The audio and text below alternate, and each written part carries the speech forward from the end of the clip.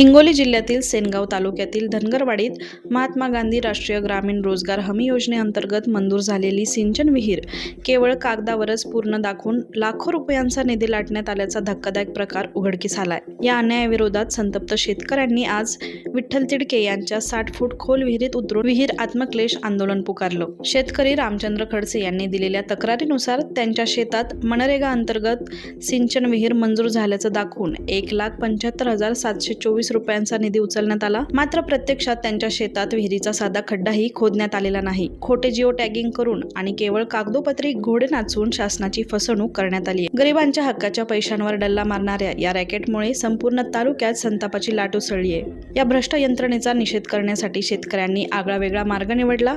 आज सकाळीच शेतकरी विठ्ठल तिडके यांच्या 60 फूट खोल विहिरीत 50 फुटांवर बाजा टाकून खाली उतरले आणि तेथे बसूनच घोषणाबाजी करत प्रशासनाचा निषेध नोंदवला। या आंदोलनाची माहिती मिळताच शिवसेनेचे जिल्हा प्रमुख संदेश देशमुख यांनी घटनास्थळी धाव घेतली। केवळ भेट न देता त्यांनी स्वतः 50 फूट खोल विहिरीत उतरून आंदोलक शेतकऱ्यांशी संवाद साधला आणि प्रशासनाविरोधात घोषणाबाजी केली। यामुळे आंदोलनाला मोठी धार चढली असून परिसरात या आंदोलनाची मोठी चर्चा रंगली आहे। या स्वयंघोषित शेतकऱ्याच्या सरकारला आमची अशी मागणी आहे की तुम्ही शेतकऱ्याचं सरकार म्हणता, पण या ठिकाणी शेतकऱ्याच्या विहिरी चोरणारं सरकार आहे। शेतकऱ्याच्या विहिरी चोरणाऱ्या लोकांना पाठीशी घालणारं सरकार आहे।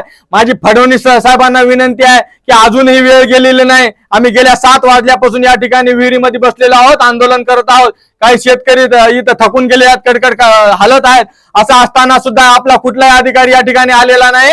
माझी प्रशासनाला आणि शासनाला विनंती आहे की आपण आंदोलनाची दखल घेऊन संबंधित अधिकाऱ्यावर गुन्हे दाखल करा आणि या शेतकऱ्याला न्याय द्या। अन्यथा तीव्र स्वरूपाचं याच्याही पेक्षा तीव्र आंदोलन करू। आम्ही विहिरीच्या बाहेर येणार नाही, ते आपण लक्षात घेतलं पाहिजे। आणि या शेतकऱ्याच्या सरकारला लाज वाटायला पाहिजे की शेतकरी बांधव सकाळपासून आंदोलन करताय, तेही इथं मरणार आहे की वाचणार हे माहित नाही आमच्या शेतकरी बांधवांना।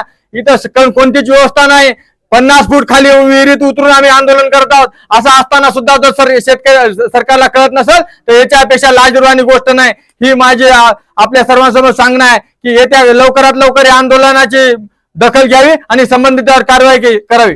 त्यातली विहीर चोरीला गेलेली आहे, आपली विहीर चोरीला गेली तर त्या आपल्या विहिरीवर न्याय मिळाला पाहिजे। आपली विहीर खतून बांधून द्या पाहिजे, खतून बांधून द्या पाहिजे। ज्या कर्मचारी लोक येतं ते पैसे खाणार येतं याच्यावर केशी झाल्या पाहिजे, अटक झाली पाहिजेत। हीच मागणी आपल्या शासनाने।